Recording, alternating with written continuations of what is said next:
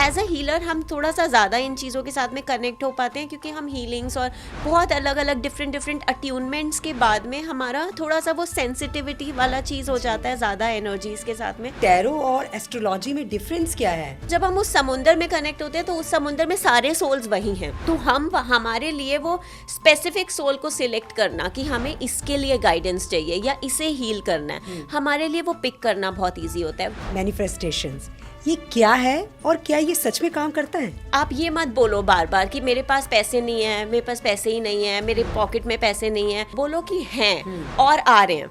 But मैंने लोगों से सुना है कि बट रियलिटी तो नहीं है ना, ये रियलिटी में तो जीना ही है ना, नहीं है तो नहीं है, कैसे बोले कि हैं। मैनिफेस्टेशंस कई तरह की हो सकती है। हो सकता है कि कोई दूसरे के लिए कुछ गलत सोच रहा हो। वर्ड्स आप कुछ भी बोल लो, उससे कोई फर्क नहीं पड़ेगा, आपके बिलीव्स चेंज होने चाहिए। तो बिलीव करना शुरू कर दोगे उस चीज़ पे, तो आपने सिर्फ एक बार बोल दिया, उसके बाद उसी एनर्जी में रहो, दोबारा बोलने की कोई ज़रूरत नहीं होती है। मतलब किसी को हर्ट नहीं करना है, लेकिन अपनी चीज़ें बोलनी है, हमें कोई जज नहीं करेगा उसमें, ये करना चाहिए नहीं करना चाहिए, आगे का टाइम कैसा है, फाइनेंशियल फ्लो कैसा होने वाला है, कहाँ तक कितना टाइम स्टकनेस होने वाली है, या कब तक चीज़ें ठीक होना शुरू हो जाएंगी, ये चीज़ें हम बहुत अच्छे से टैरो कार्ड्स में देख सकते हैं।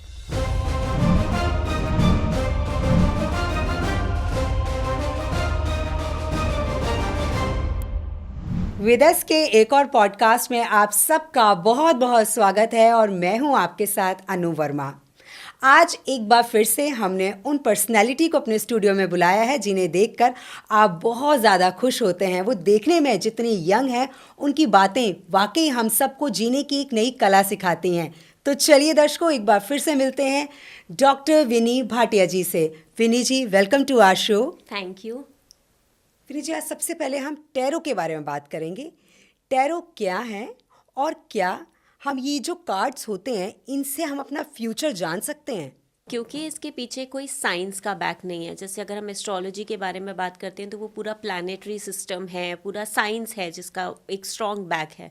टैरो में ऐसा नहीं है। तो अक्सर जिनके पीछे साइंस नहीं होती है उसके पीछे फेथ होता है, स्पिरिचुअल एस्पेक्ट्स होते हैं।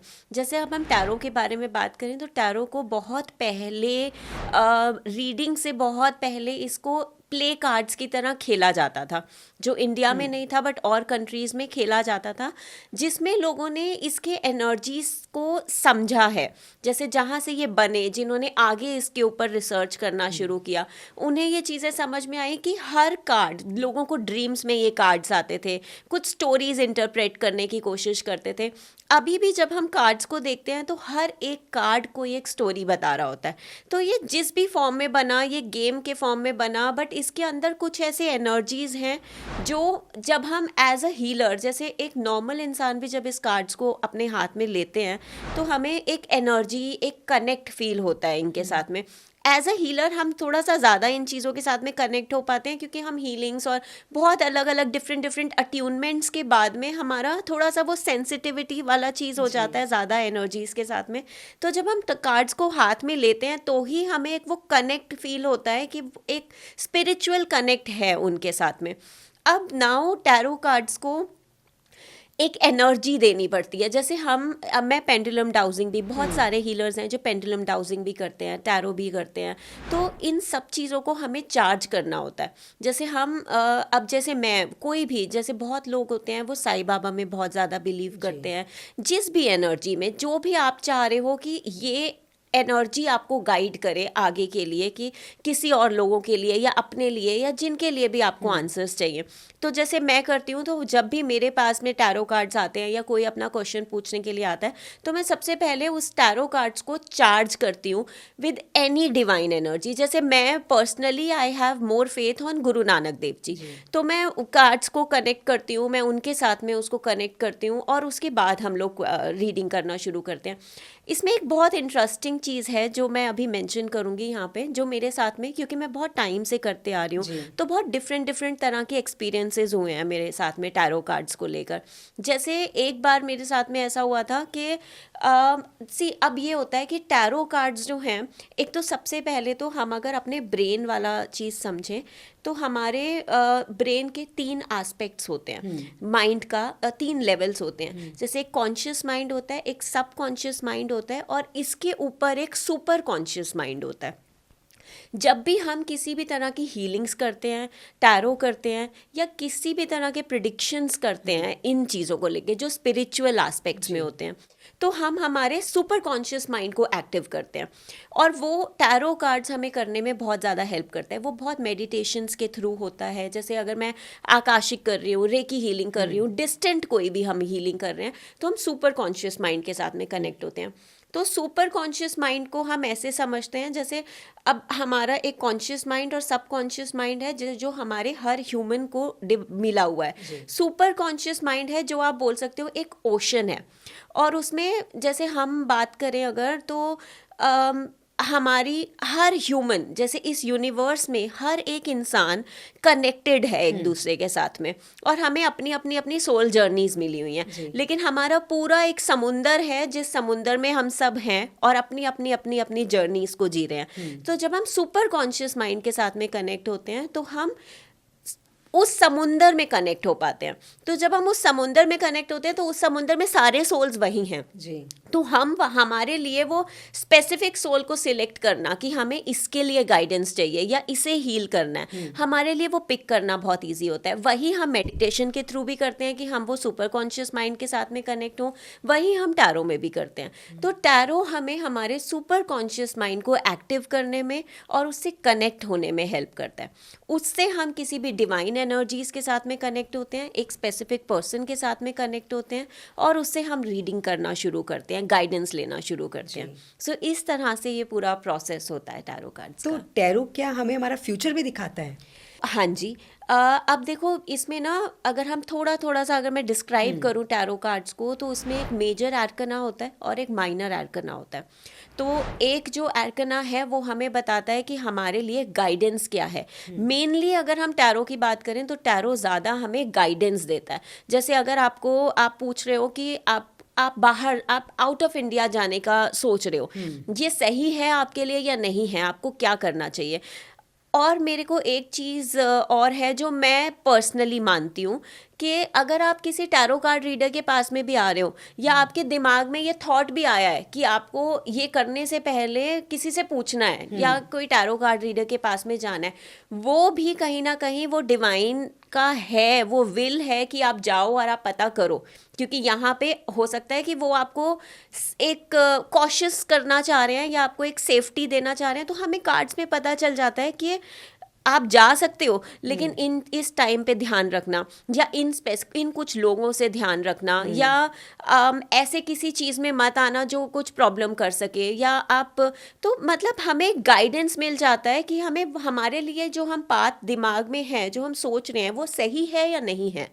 इस तरह के गाइडेंस लेने के लिए मेनली टैरो ज़्यादा हेल्प करता है। बट येस, टैरो हम बहुत लॉन्ग टर्म प्रिडिक्शंस टैरो के साथ में नहीं कर सकते हैं, लेकिन 1 साल 2 साल अभी हमारी एनर्जीज, तो बेसिकली टैरो कार्ड्स हमें एनर्जीज प्रिडिक्ट करने में हेल्प करता है कि करंट एनर्जीज क्या हैं, हम किस एनर्जी और किस एटमॉस्फेयर में हैं और किस एनर्जी में आगे जा रहे हैं।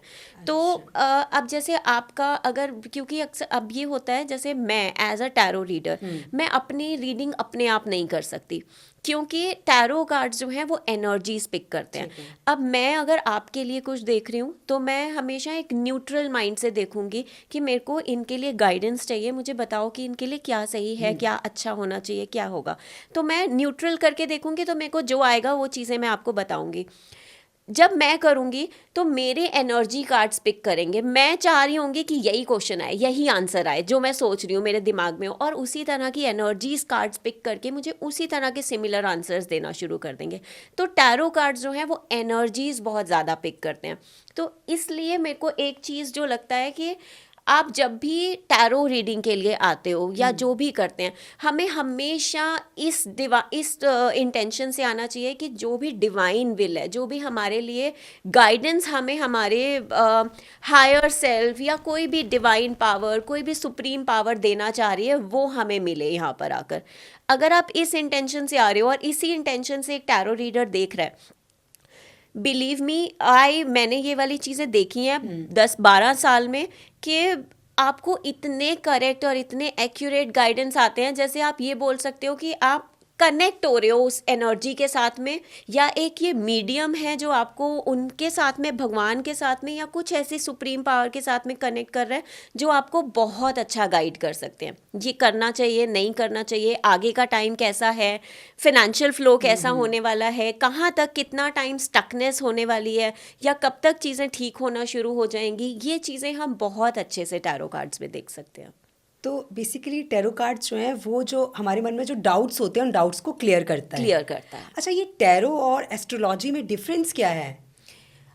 देखो, अब एस्ट्रोलॉजी, एक तो एस्ट्रोलॉजी का ये होता है कि एस्ट्रोलॉजी में कोई एनर्जी नहीं होती है।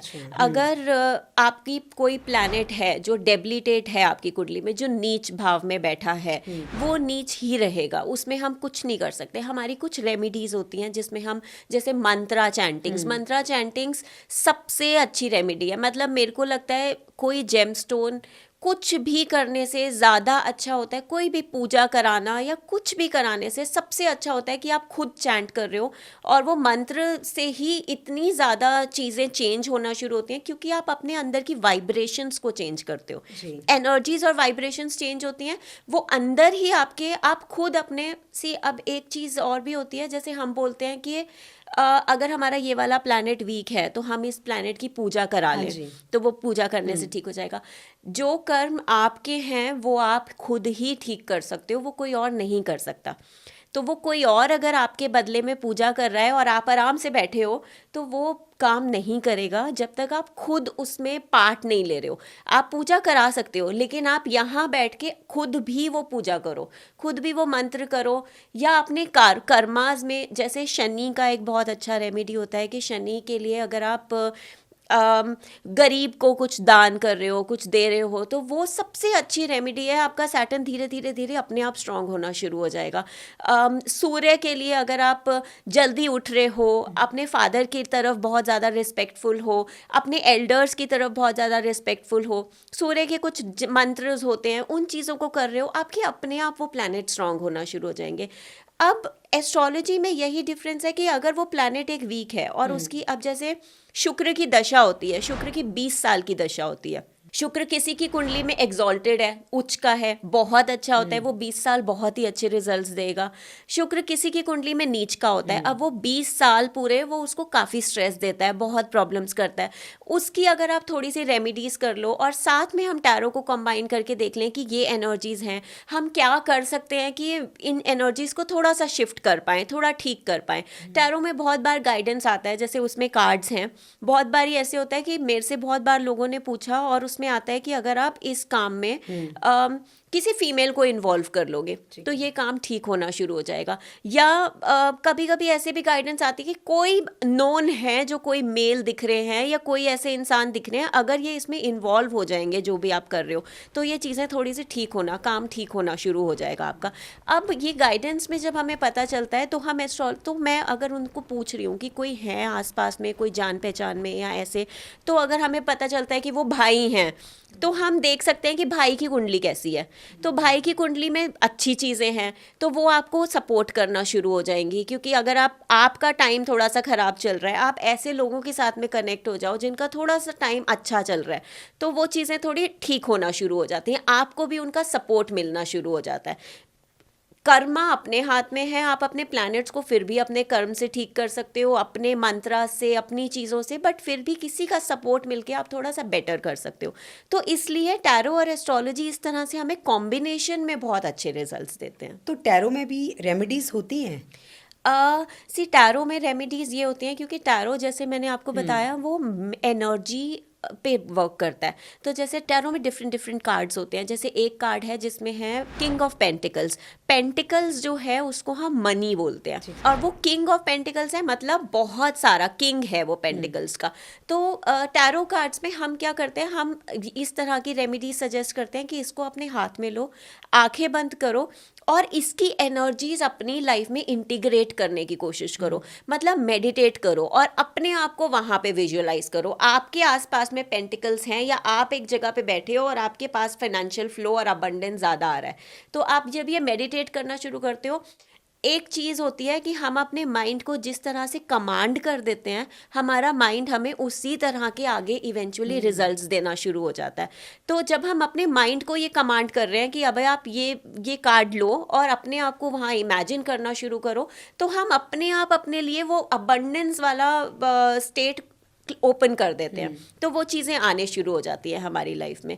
तो इस तरह की छोटी छोटी रेमेडीज़ हैं जो हम टैरो में करते हैं, बट वो बहुत मैजिकली और बहुत अच्छे से रिजल्ट्स देती हैं हमें। आजकल हम एक शब्द बड़ा सुनते हैं, मैनिफेस्टेशंस। ये क्या है और क्या ये सच में काम करता है? हाँ जी, अब ना इसमें बहुत सारे लोग को थोड़े से डाउट्स होते हैं कि मैनिफेस्टेशन, जैसे मेरे पास बहुत लोग आते हैं कि हमने तो ये बोला था कि ऐसा हो जाए, लेकिन ये तो हुआ ही नहीं, हमारे साथ उल्टा और ज़्यादा ख़राब हो रहा है। अब ना एक चीज़ होती है, जैसे सपोज आपको आपके पेरेंट्स से कुछ चाहिए है, पापा से कुछ चाहिए है, जब आप छोटे हो तो आपने अपने पापा को बोल दिया कि मेरे को ये चीज़ चाहिए है, तो एक वो कहीं ना कहीं एक वो ट्रस्ट होता है ना कि ये चीज़ मैंने बोल दिया, तो ये चीज़ मेरे को पापा देंगे ही, वो आ जाएगी मेरे पास। बट हम एज ह्यूमन, हमारे साथ में क्या होता है, जैसे जैसे हम बड़े होना शुरू होते हैं तो हम सोचते हैं हमने तो ये मांग लिया था, ये आया क्यों नहीं, अगले दिन ही, ये कल क्यों नहीं आया। हो सकता है कि उस टाइम पर ये आपके लिए ठीक नहीं है, हो सकता है कि उस टाइम पे वो सर्कमस्टांसेस ऐसे हैं कि अभी नहीं दे सकते। लेकिन जब आपने एक चीज़, अब वही होता है कि आपको यूनिवर्स के साथ में आपका वो पापा और सन या पापा और डॉटर वाला कनेक्ट होना चाहिए कि आपको पता है कि आपने ये चीज़ मांगी है तो ये चीज़ आपके पास आएगी ही आएगी। लेकिन आपको उस टाइम पे, उस जो फ्रेम चल रहा है उस पर ट्रस्ट करना चाहिए कि वो अपने आप आपके पास इवेंचुअली ग्रेजुअली आ जाएगा। ऑनेस्टली अगर ये प्रैक्टिस करना कभी कभी बहुत डिफिकल्ट होता है। अब जैसे मैं लोगों को कभी कभी बोलती हूँ ना, तो लोग बोलते हैं कि लेकिन रियलिटी में भी तो जीना है ना। जैसे मैं उनको बोलती हूँ कि अब आपके पास, अगर आप ये मत बोलो बार बार कि मेरे पास पैसे नहीं है, मेरे पास पैसे ही नहीं है, मेरे पॉकेट में पैसे नहीं है, बार बार ये चीज़ मत बोलो, बोलो कि हैं और आ रहे हैं। बट मैंने लोगों से सुना है कि बट रियलिटी तो नहीं है ना, ये रियलिटी में तो जीना ही है ना, नहीं है तो नहीं है, कैसे बोलें कि हैं। लेकिन आप जब तक आप ये चीज़ बोलते रहोगे ना, ऑनेस्टली आप अपने अंदर वो लैक वाली एनर्जी क्रिएट करते ही रहोगे।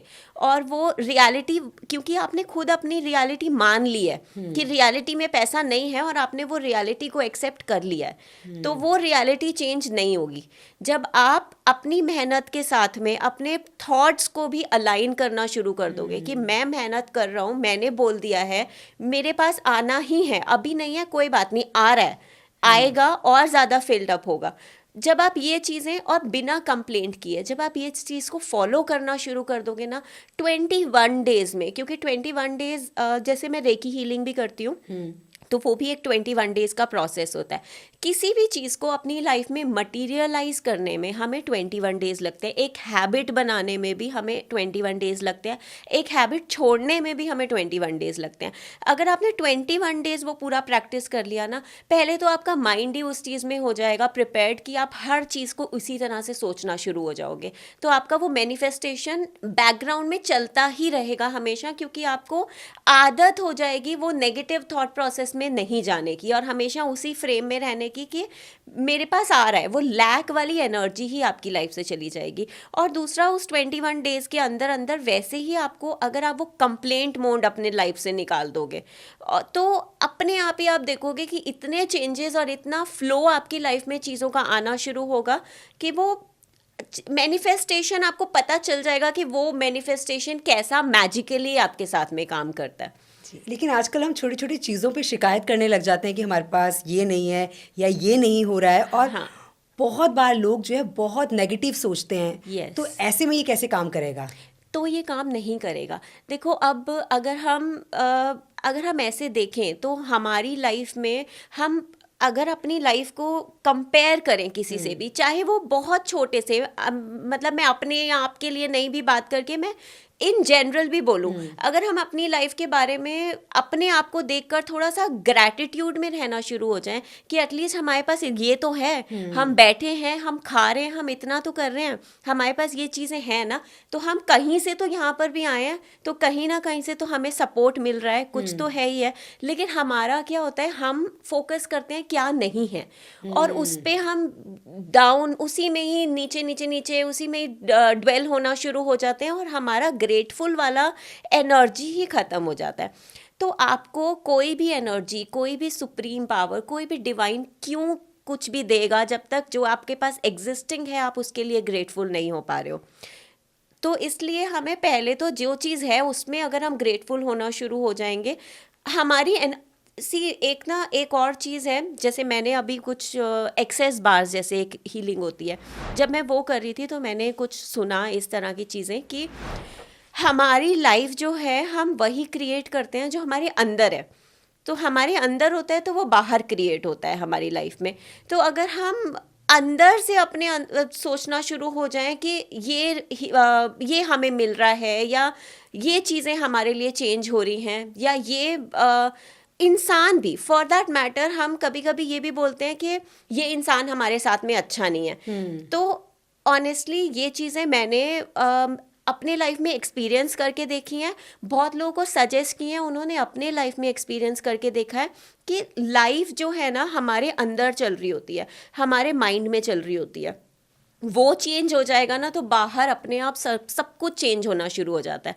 तो अगर आप अपने दिमाग में चेंज कर दोगे ना कि ये इंसान, मैं उसको इस पर्सपेक्टिव से देख रहा हूँ इसलिए वो इंसान ये बनता जा रहा है, अगर आप अपना पर्सपेक्टिव चेंज कर दोगे ना, अगर आप वो समझने शुरू हो जाओगे कि ठीक है वो ऐसे ही है, मेरे को उसको इस तरह से ट्रीट करना है, तो वो अपने आप चीज़ें ठीक हो जाएंगी। तो अगर आप ये पर्सपेक्टिव चेंज कर दोगे ना तो आप अपने आप ही वहाँ लोग जो आसपास में है ना उनकी एनर्जीज आपकी लाइफ में शिफ्ट होना शुरू हो जाएंगी।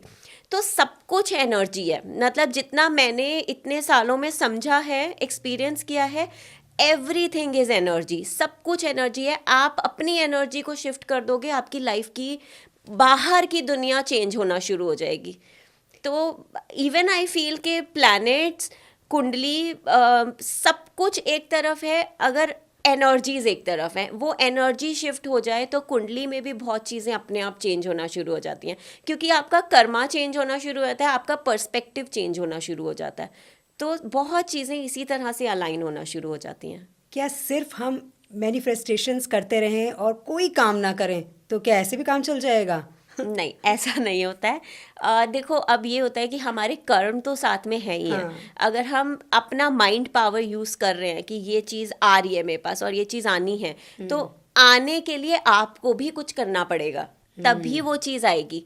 तो लेकिन ये होता है कि हम, अब बहुत सारे ऐसे भी चीज़ें होती हैं ना कि हम मेहनत करे जा रहे हैं, करे जा रहे हैं, हमारे पास तो कुछ आता ही नहीं है, कुछ हो ही नहीं रहा है, कुछ नहीं होता है। उस कंप्लेन मोड में नहीं रहकर अगर आप मेहनत कर रहे हो उस मोड में रह के कि मैं मेहनत कर रहा हूँ तो मुझे रिजल्ट मिलने ही मिलने हैं और वो वापस आना ही आना है मेरे पास में, तो वो आएगा। जैसे एक बहुत फेमस से है, जो बीज आप बोते हो वो आपके पास वापस आता है। तो आप अगर कुछ कर रहे हो, कुछ बुरा कर रहे हो, वो भी आपके पास वापस आएगा। अगर आप कर्म कर रहे हो, कुछ अच्छा मेहनत कर रहे हो, वो भी आपके पास वापस आनी ही आनी है, उसके रिजल्ट्स आपके पास आएंगे ही आएंगे। बट मेहनत तो अपनी ही करनी पड़ती है। अच्छा, मैनिफेस्टेशंस कई तरह की हो सकती है। हो सकता है कि कोई दूसरे के लिए कुछ गलत सोच रहा हो, तो क्या हमारी भावनाएं, हम जो सोचते हैं वो भी डिपेंड करता है कि हम किस तरह की सोच रखते हैं? पहले तो ना अपना माइंड क्लीन होना बहुत ज़रूरी है, तभी तो आप उस सुप्रीम पावर, उस डिवाइन पावर के साथ में कनेक्ट हो पाओगे ना। आपने अपने अंदर अगर इतना ज़्यादा कुछ ग्रजेस रखे हुए हैं या किसी और के लिए कुछ गलत रखा हुआ है, आप वो इमोशन रख के अपने लिए कुछ अच्छा मैनिफेस्ट कर ही नहीं सकते, क्योंकि आप कनेक्ट ही नहीं हो पाओगे उस एनर्जी के साथ में।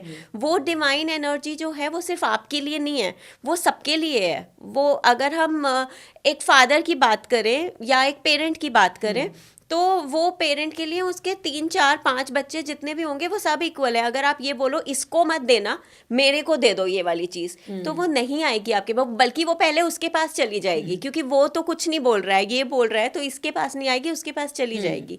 तो ये भावना रख के तो आप नहीं कुछ मैनिफेस्ट कर सकते। आपको वो अलाइन होने के लिए अपने दिमाग को क्लीन करना बहुत ज़रूरी है।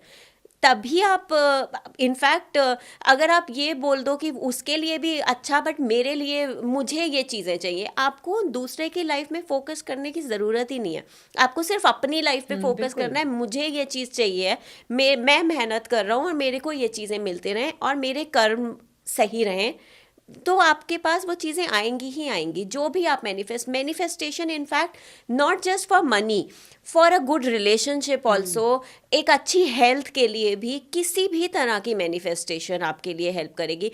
अब जैसे एक ना ये वाली चीज़ मेरे को लगता है बहुत लोगों ने खुद भी ऑब्जर्व की होगी, जब हमें बुखार होता है तो हम जब तक लेटे रहते हैं, लो रह के हम फीवरिश में ही रहते हैं, हाँ। हमें लो लग रहा है, लो लग रहा है। जब हमें लगता है ना अब हमें उठ के बेड से बैठना है, हमें कुछ करना शुरू करना है, फीवर है तो है, कोई बात नहीं, हमारे अंदर अपने आप एनर्जी आना शुरू होती है, हम ठीक होना शुरू होते हैं, क्योंकि हमने अपने माइंड को कमांड कर दिया। तो अब वो आना शुरू होता है और वो रिकवरी जल्दी से होना शुरू होती है। वरना आप अगर बेड पे हो तो आप 5 दिन 6 दिन 7 दिन आप ऐसे ही निकाल दोगे, क्योंकि हमने अपने माइंड को ही कमांड नहीं किया। तो वही एनर्जी है। कई बार ऐसा होता है कि कुछ लोग कहते हैं कि जो मुझे चाहिए है ना वो दिन में 2-3 बार बोलते रहते हैं। तो क्या सिर्फ एक बार बोलना काफ़ी होता है, या सिर्फ जो जो भी आपको चाहिए है उसको आपको कम से कम दिन में 2 या 3 बार बोलना ही बोलना है अपने मन में, या कैसे करेंगे? आपका वर्ड्स आप बोल रहे हो, अंदर से माइंड आपका अलाइन नहीं है, आप बोल रहे हो बार बार ये मेरे पास आ रहा है, ये मेरे पास आ रहा है, अंदर अंदर अंदर मन मन में कंप्लेंट्स चल रही हैं, ये तो है ही नहीं मेरे पास, ये तो है ही नहीं, तो नहीं होता। आप मत बोलो पूरा दिन, एक बार अगर आपने बोल दिया बस, उसके बाद आप उसी एनर्जी और उसी स्टेट ऑफ माइंड में रहो कि वो है ही है, वो आ ही रहा है और वो हो ही रही हैं वो सब चीज़ें। ठीक, मेन चीज़ होती है आपका बिलीव्स चेंज, आपके बिलीव चेंज होना। वर्ड्स आप कुछ भी बोल लो, उससे कोई फ़र्क नहीं पड़ेगा, आपके बिलीव्स चेंज होने चाहिए। तो बिलीव करना शुरू कर दोगे उस चीज़ पे, तो आपने सिर्फ एक बार बोल दिया, उसके बाद उसी एनर्जी में रहो, दोबारा दोबारा बोलने की कोई ज़रूरत नहीं होती है। अभी आपने बात की थी माइंड पावर की। ये माइंड पावर क्या है और ये किस तरह से काम करता है? हाँ जी, सो जैसे मैंने आपको बताया था, हमारे माइंड के लेवल्स होते हैं। कॉन्शियस माइंड होता है, सब कॉन्शियस माइंड होता है, सुपर कॉन्शियस माइंड होता है। अब सुपर कॉन्शियस माइंड एक वो होता है जो सिर्फ हीलर्स नहीं कनेक्ट होते हैं उससे, कोई भी नॉर्मल इंसान, कोई भी इंसान सुपर कॉन्शियस माइंड से कनेक्ट हो पाता है। सुपर कॉन्शियस माइंड से कनेक्ट होने का मतलब है अपने हायर सेल्फ के साथ में कनेक्ट होना और अपने उस समुंदर में कनेक्ट होना, बेसिकली उस डिवाइन एनर्जी में कनेक्ट होना। अगर आप ये समझो कि सुपर कॉन्शियस माइंड तो हमारा एक ही है, मतलब सब कुछ एक, सारी दुनिया एक ही है, हम अलग है ही नहीं है, तो पहले तो आप दूसरे के लिए कभी गलत बोलना ही बंद कर दोगे, क्योंकि ये तो सब कुछ वही है। अगर वहाँ पे कोई एनर्जी आप बुरी डाल रहे हो तो वो तो एक समुंदर है, वो तो वापस आपके पास आना ही आना है, वो आएगा, क्योंकि आप भी उसी समुंदर के पार्ट हो। अगर आप अच्छी एनर्जी दे रहे हो तो आपके पास वो आएगा, क्योंकि वो ही आप उस समुंदर को उसी चीज़ से फिल कर रहे हो। खराब दे रहे हो तो भी आप उसी समुंदर को उसी चीज़ से फिल कर रहे हो। तो ये चीज़ अगर हम समझ जाएं तो पहले तो हमारा माइंड पावर कितना पावरफुल है हमें वो चीज़ समझ में आ जाएगी। दूसरा, अब अगर हम कॉन्शियस माइंड होता है जो अभी हम बात कर रहे हैं, जो भी हमारी अभी इस टाइम पे हमें जो समझ में आ रहा है, जो भी चीज़ें देख रहे हैं, वो सब कॉन्शियस माइंड होता है जो हमारी मेमोरी में चला जाता है। और हमारी मेमोरी में बहुत सब चीज़ें जाती हैं। हमारी मेमोरी में हमारे बहुत पुराने पुराने, जैसे हमारे साथ में बचपन में क्या हुआ था, हमारे पास हमारा वो भी स्टक हो जाता है हमारे माइंड में जाकर। बहुत चीज़ें ऐसी होती हैं जो हमें याद भी नहीं होती हैं, लेकिन जब हम बैठे बैठे एकदम से क्लिक होता है, या हमने कहीं पे निकले तो हमें एकदम से दिखता है और हमारे को, या हम कभी कोई मूवी देख रहे हैं, कुछ देख रहे हैं, तो हमें एकदम से याद होता है ऐसा हमारे साथ में कभी हुआ था, या ये, तो हमारा सबकॉन्शियस माइंड एक्टिव होना शुरू होता है। अब एक्चुअली सबकॉन्शियस माइंड हमारा इतना ज़्यादा पावरफुल है कि वो हमें हील करने में भी बहुत हेल्प कर सकता है, वो हमें अनहील्ड हमेशा रहने में भी एक कंट्रीब्यूशन करता है। जैसे अगर हम कोई हेल्थ इश्यू की बात करते हैं हमारी बॉडी में, तो वो हर हेल्थ इश्यू हमारा कुछ ना कुछ ट्रॉमा हमारे सबकॉन्शियस माइंड ने पिक किया होता है मेमोरी के फॉर्म में, जो हमारे बॉडी में कहीं ना कहीं हिट करता है और हमें उस तरह की प्रॉब्लम्स या बीमारी या किसी भी तरह का करता है। जैसे हमने अगर इमोशनली हमारा कोई कभी की कोई जर्नी या बचपन अच्छा ना रहा हो, तो हमारा हार्ट बहुत ज़्यादा उसी चीज़ में स्टक होना शुरू हो जाता है। तो हमारी बॉडी के किसी भी एरिया में जाकर वो हमें प्रॉब्लम करना शुरू कर देगा, चाहे वो हमारे हार्ट में प्रॉब्लम करना शुरू हो जाएगा या हमारे किसी भी बॉडी पार्ट में। अब जैसे मैं अपनी अगर बात करूं तो मैं बचपन में बहुत ज़्यादा फियरफुल सा चाइल्ड थी, और मैं बहुत कम बोलती थी, ज़्यादा बात नहीं करती थी। तो वो चीज़ें ना, और ऐसा होता है कि हमें अब ये चीज़ मेरे को याद नहीं है, बट कहीं ना कहीं हो सकता है डीपली हमारे कहीं ना कहीं स्टक हो जाती है कि जब हम बहुत ज़्यादा बात करते हैं, हमारे पेरेंट्स या कोई भी बोल देते हैं कि तू बहुत बोलती है, नहीं बोलना चाहिए इतना, चुप हो जाओ। तो हम एज अ चाइल्ड हम वो हर एनर्जी पिक कर लेते हैं। तो बच्चा फिर वो उसको लगता है अच्छा नहीं ज़्यादा बोलना चाहिए, तो हम गलत कर रहे हैं ज़्यादा बोल के, तो फिर वो अपने आप को बहुत चीज़ों में सप्रेस करना शुरू कर देते हैं, वो बात करना बंद कर देते हैं। अब मैंने जैसे जैसे मैं बड़ी हुई, इवेंचुअली मुझे थायराइड का प्रॉब्लम हुआ। थायराइड के बाद मेरे को हाशीमोटो एक डिजीज़ होता है जो ऑटो इम्यून डिसऑर्डर होता है, वो हुआ।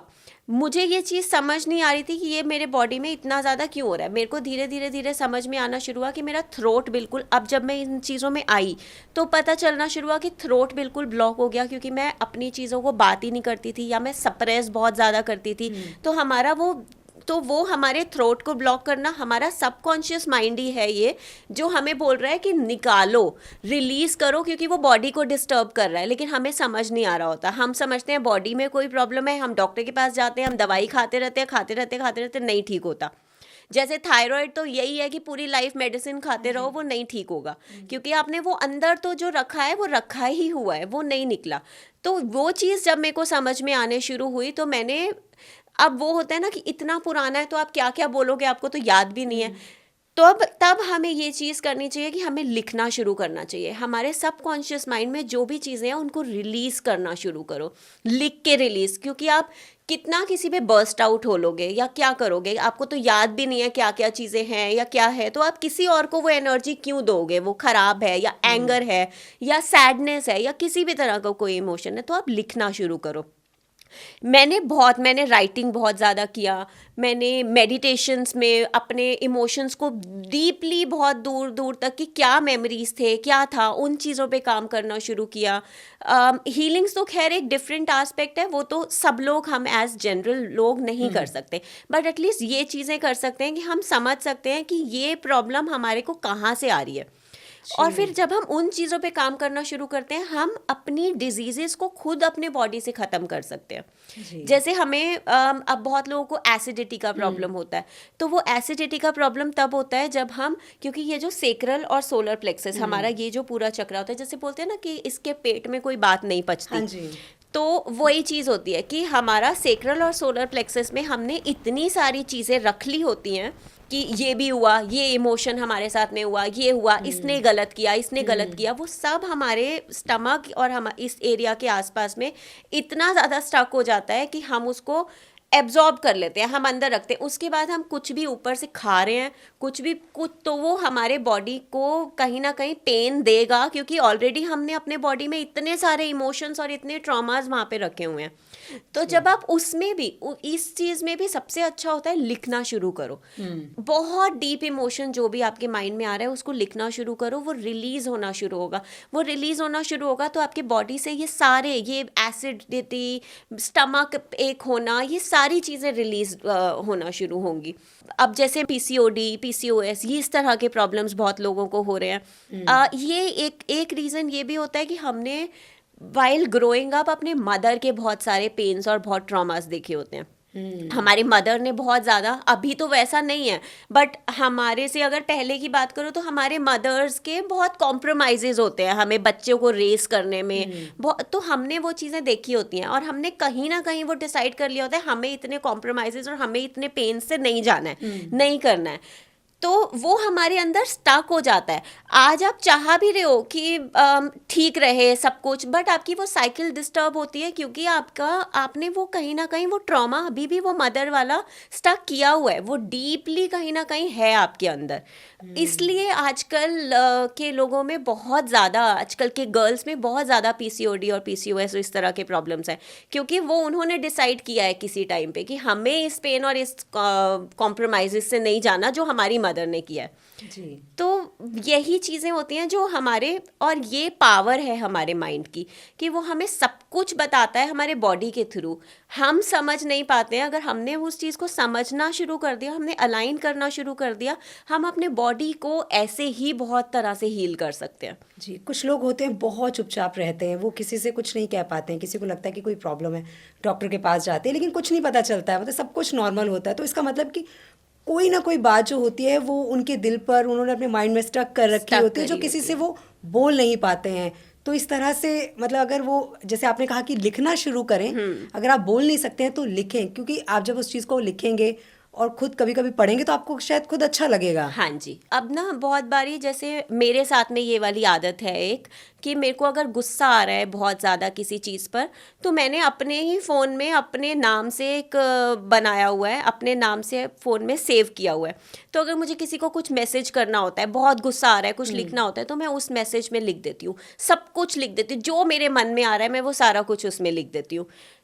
और मेरे को ऐसे लगता है कि 15 मिनट बाद अगर मैं उस थॉट को सोच रही हूँ ना, तो वो थॉट मेरे दिमाग में होता ही नहीं है, क्योंकि मैंने वो निकाल दिया, वो लिख दिया। उसके बाद शायद मैं अगर उसी चीज़ के बारे में दोबारा बात करूँगी तो मैं उतना एंगर से नहीं करूँगी, मैं अंडरस्टैंडिंग से करूँगी, क्योंकि वो एंगर हमारे अंदर से निकल गया। ये विनी जी, आपने ये जो गुस्से वाली बात की ना, कई बार ऐसा होता है कि हमें अचानक से गुस्सा आ जाता है, ये शायद सबके साथ होता है, और वो एकदम से गुस्से में हम कोई डिसीजन भी ले लेते हैं, फिर बाद में हमें रियलाइज़ होता है कि हमने ये गलत किया था। तो आपने एक बड़ा सही बताया कि अगर आपको इस समय गुस्सा आ रहा है तो कुछ कुछ और ट्रिक्स भी बताइए कि और Yes. क्या क्या किया जा सकता है अगर उस गुस्से को कंट्रोल में करना हो तो। अब सब अलग अलग तरह के लोग होते हैं, तो मेडिटेशन हर कोई कनेक्ट नहीं हो पाता है, नहीं कर पाते। कुछ लोग कर पाते हैं, कुछ लोग नहीं कर पाते। वैसे तो मेडिटेशन एक बहुत अच्छा है कि 5 मिनट आंखें बंद करके कामली बैठ जाओ, उस डिवाइन एनर्जी के साथ में कनेक्ट हो जाते हो जो आपको अपने आप हील करना शुरू कर देती है।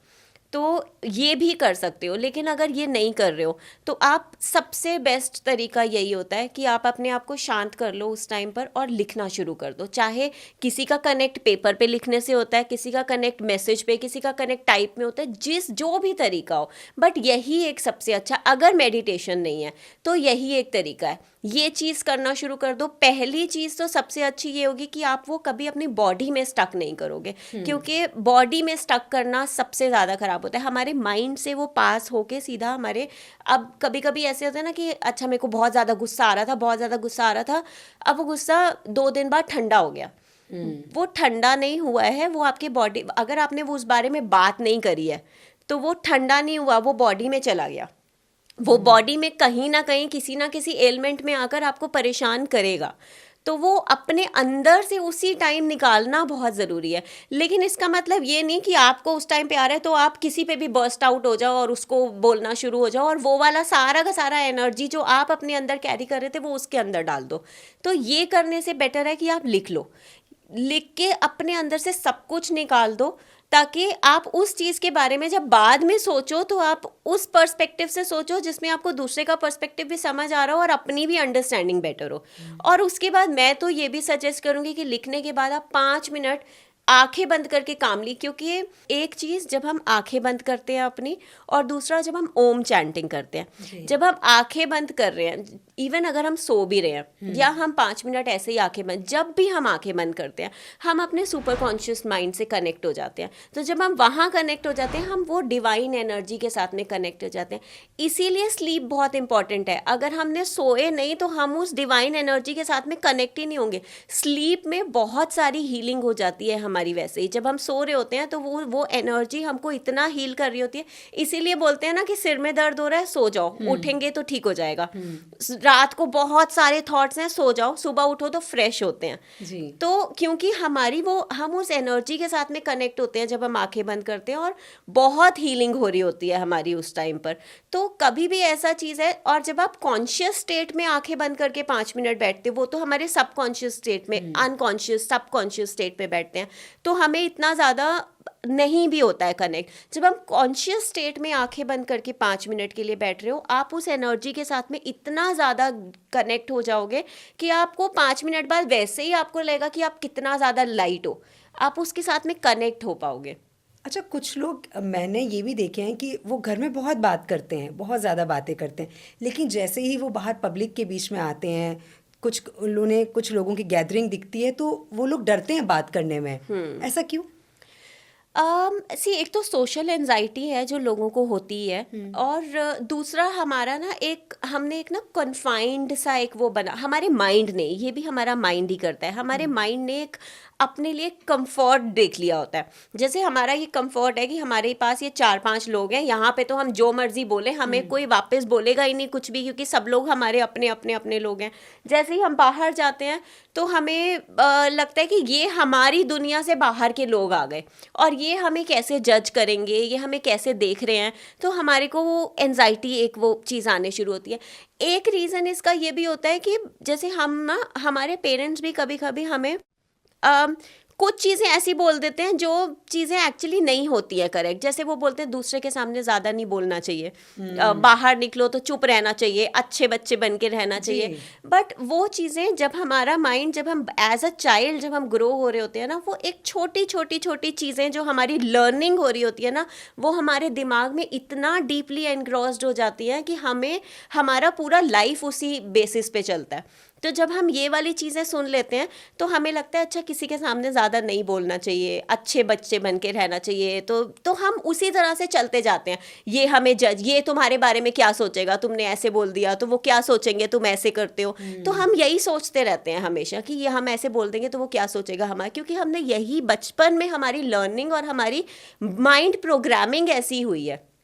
तो ये पूरा प्रोग्रामिंग है हमारे माइंड में।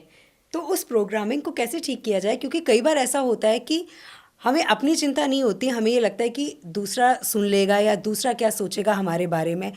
इसको कैसे ठीक किया जाए? हमें कोई नई लैंग्वेज सीखनी है तो हमारे लिए एज एडल्ट वो नई लैंग्वेज सीखना बहुत मुश्किल होगा। जब हम बचपन में होते हैं तो बचपन में तो बच्चे को जो मर्जी सिखा दो बहुत जल्दी से सीख जाते हैं और लाइफ टाइम याद रहता है। हमने अगर लाइफ टाइम बचपन में फ्रेंच लैंग्वेज सीख ली, हमें पूरी जिंदगी याद रहेगी। बट इस एज में हम सीख भी नहीं पाएंगे, सीख भी ली तो 5 साल प्रैक्टिस नहीं करेंगे तो 5 साल बाद हमें नहीं याद होगा। तो ये चीज़ अब जैसे जैसे हमारा माइंड ग्रो होता है, हमारे अंदर ऑलरेडी इतनी सारी प्रोग्रामिंग होती है कि नई चीज़ लाना बहुत मुश्किल होता है उसमें, कि अब हम इसको कैसे चेंज करें। तो पहले तो बहुत इंपॉर्टेंट होता है कि हमारे अंदर जो है उसको क्लीन करें, और वो भी हम एक प्रैक्टिस से ही कर सकते हैं। हमें अपने आप को रिमाइंड कराना होता है कि ये नहीं है, ये ऐसा नहीं है कि हम अगर कुछ बोलेंगे तो हमें कोई गलत जज कर लेगा। हमें अपने आप के ओपिनियंस, अपने व्यूज़ या अपना कॉन्फिडेंट साइड लेकर आना ही है। जब हम अपने आप को ये चीज़, अगेन वही है ब्रेन पावर एंड कमांड, जब हम अपने माइंड को ये कमांड मल्टीपल टाइम्स करते रहेंगे, ये रिमाइंड कराते रहेंगे कि वो प्रोग्रामिंग नहीं सही थी, ये अभी है, ये है कि हमें कॉन्फिडेंटली अपीयर होना है सबके सामने, अपने व्यूज़, अपने पॉइंट्स रखने हैं without making anyone get offended. मतलब किसी को हर्ट नहीं करना है, लेकिन अपनी चीज़ें बोलनी है, हमें कोई जज नहीं करेगा उसमें। हम जब ये कमांड करना शुरू कर देंगे तो हो सकता है हमें 2 महीने, 3 महीने, 4 महीने, 1 साल भी लगे, बट उसके बाद हम अपनी प्रोग्रामिंग को चेंज करना शुरू हो जाएंगे। एक और तरीका होता है ये चीज़ करने का, क्योंकि बहुत कभी कभी कुछ लोगों का नहीं हो पाता, वो फिर भी नहीं कर पाते, तब हमारी एक EFT प्रोसेस होता है जो हीलिंग का ही प्रोसेस होता है, जो एक बहुत छोटा सा प्रोसेस है लेकिन बहुत ही पावरफुल और बहुत अच्छा प्रोसेस है। ये EFT टैपिंग होता है, जैसे हमारे फेस के सबकॉन्शियस माइंड के आसपास में हाथ से शुरू होता है, जैसे ये पॉइंट होता है, उसके बाद ये होता है।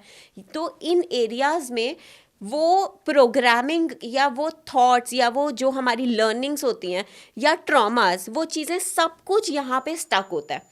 तो जब हम टैप करते करते वो चीज़ें बोलते हैं, जैसे हम ये चीज़ बोलते हैं कि I know that I learned that it is not good to talk about anything in public because people may judge us, but I still love and accept. तो ये एक पूरा फ्रेज होता है जिसमें हम ये बोलते हैं कि हमें पता है कि हमने ये सीखा है, हमने ये पिक किया है कहीं से, या हमारी ये लर्निंग है, या हमारी ये माइंड प्रोग्रामिंग है, हमें पता है कि हम कॉन्फिडेंटली अपीयर नहीं हो पाते हैं या नहीं बात कर पाते हैं, but I still accept myself, I still love myself. जब हम अपने आप को वो एनर्जी, वो लविंग और एक्सेप्टेंस वाली एनर्जी देना शुरू. अब कभी कभी ऐसे होता है ना कि यार मेरे साथ तो ना ये बहुत बड़ी प्रॉब्लम है, मैं ये नहीं कर पाता, ये बहुत गलत चीज़ है मेरे साथ में, ये नहीं. जब हम इस चीज़ को निकाल देना और हम एक्नॉलेज कर लें कि ये हमने ही तो सिखाया है अपने आप को, तो अब हम अपने आप को बुरा क्यों बोल रहे हैं, हमने अपने माइंड को ये चीज़ सिखाई है ना. तो जब हम उसको एक्नॉलेज करना शुरू होते हैं और फिर हम बोलते हैं but I still love and accept myself, तो हम वो एक्सेप्टेंस ले आते हैं और उस चीज़ को एक्नॉलेज कर लेते हैं कि मुझे पता है कि ये मैंने ही किया है, ये मैंने ही सिखाया है, तो वो हमारे अंदर से रिलीज़ होना शुरू होता है.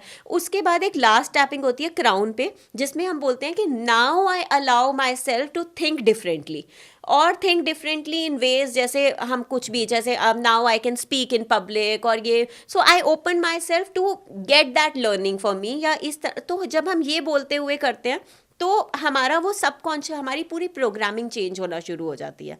तो EFT टैपिंग इनफैक्ट अभी मैंने कुछ लोगों के लिए हेल्थ के लिए भी किया था, एंड आज अगर हम EFT करें ना, नेक्स्ट डे वो हेल्थ प्रॉब्लम ठीक होना शुरू हो जाती है. फीवर में तो स्पेशली, अगर बड़ी प्रॉब्लम है तब तो उसमें फिर भी टाइम लगता है. आपको फीवर है, आपको खांसी है, आपका गला खराब है, या कंजेशन बहुत ज़्यादा रहता है, इसका मतलब भी एक रीज़न है कि आपने अपने थ्रोट में कुछ चीज़ें स्टक की हुई हैं.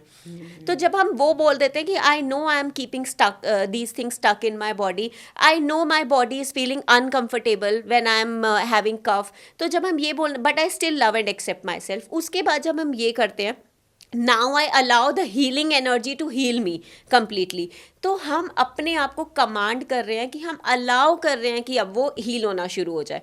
तो जब हम खुद वो अलाउंस में आ जाते हैं कि वो हील हो सकता है, तो वो हील होना शुरू हो जाता है और हमारी बॉडी रिकवर होना शुरू होती है, हमारे ट्रॉमाज हील होना शुरू हो जाते हैं. तो EFT टैपिंग बहुत मैजिकली इन चीज़ों में, और हार्डली 10 और 15 मिनट्स का होता है ये प्रोसेस. जिनका माइंड जो है अभी डेवलप नहीं हो पाया है, चाहे वो बड़े हों या छोटे हों, क्या उनके लिए भी ये माइंड पावर जो है वो काम करती है? हाँ जी. अगर बहुत एक छोटा बच्चा है जिसका माइंड अभी डेवलपिंग स्टेज में है, उसको तो ये चीज़ें सिखाना बहुत इजी है कि उसको हमेशा उस स्टेट में रहना है जिसमें वो अलाउंस के स्टेट में हो, कि हम रिसीव कर रहे हैं यूनिवर्स से, हमें मिल रहा है, हम ये हैप्पीनेस है या हमारी हेल्थ अच्छी है, तो वो रिसीविंग वाले स्टेट में वो बचपन से ही वो डेवलप ऐसा होना शुरू होगा, तो वो अपने आप ही होना शुरू हो जाएगा. अब दूसरा, देखो हर किसी का ना माइंड पावर तो सबके पास में है. Even the kids who are autistic, उनका भी माइंड पावर है. वो भी क्या है कि हमारे पास माइंड पावर तो है, इनफैक्ट उनका और ज़्यादा स्ट्रॉन्गर माइंड पावर है, क्योंकि उन्होंने इतना बड़ा ट्रॉमा अपने अंदर स्टक किया हुआ है. तो वो कितना पावरफुल होगा कि उसने इतना ज़्यादा स्टक किया हुआ है कि वो अपनी लाइफ को भी आगे बहुत अच्छे से नहीं चला पा रहा है या कर पा रहा है, क्योंकि उसका इतना स्ट्रांगली वो ट्रॉमा स्टक है अंदर. तो वो भी बहुत, और वो अदरवाइज वो बहुत इंटेलिजेंट होते हैं बहुत. तो माइंड पावर सबका है, बस उसको हम किस तरह से कमांड कर रहे हैं और उसकी स्टकनेस को किस तरह से लेट गो कर रहे हैं इज़ द ओनली चैलेंज जो हमें धीरे धीरे धीरे विद लाइफ समझ में आता है. Finny ji, thank you so much कि एक बार फिर से आप विद अस में आई और आपने हमें टाइम दिया. शुक्रिया हमसे जुड़ने के लिए. तो आज एक बार फिर से हमने बात की डॉक्टर विनी भाटिया जी से. तो अगर आप भी डॉक्टर विनी से कोई सवाल पूछना चाहते हैं तो आप हमें कमेंट बॉक्स में कमेंट कर सकते हैं. नेक्स्ट पॉडकास्ट में आपसे फिर मुलाकात होगी. तब तक के लिए आप हमें दीजिए इजाज़त. नमस्कार.